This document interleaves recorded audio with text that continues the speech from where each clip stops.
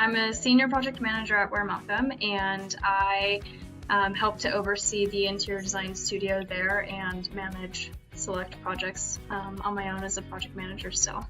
I started working on the employer modernization program actually as an administrative assistant, and just worked my way up into where I ended up down at Midway running the capital program for 6 years.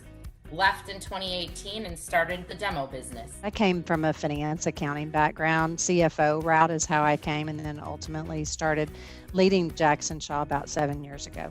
I'm the VP of Portfolio Management and Asset Management for Emeritus, and my role encompasses the oversight of all our capital projects and construction projects for all of our Emeritus-owned properties. I have been an architect on all different scales, but a lot in residential. Also, sort of collective around these ideas of how to talk about design as being an instigator of social change on these like really big topics. I became a union local 134 electrician, and it's been my career for the last 20 years, and I really enjoyed doing that. My current firm is a value add real estate investment firm. So I get to be involved in transformation of properties, which is probably the most rewarding thing to be involved with. We get to directly impact how people interact with their surroundings through just beautiful and functional design. People, place, structuring. You get to use your analytical skills, but you also get to use your relationships and ultimately create some really interesting things.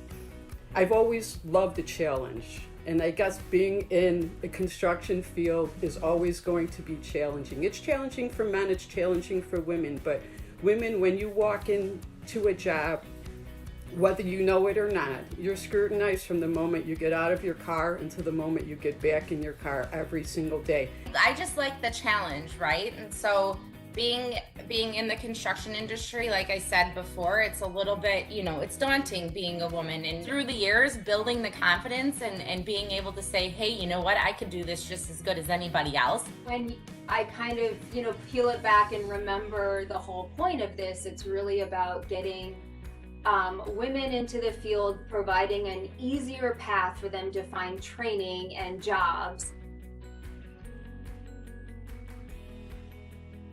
One of the things that I am still working on is the realization that you're going to make mistakes. It's okay. We can make mistakes. We just have to stand up for our mistakes and say, you know what, we made a mistake and we're human, and be okay with that. You have to be a highly curious person about why things work, what doesn't work. Having a solid team where the team members kind of trust each other and are willing to try new things. Being successful really hinges on being prepared. If you are unprepared, they will chew you up and spit you out.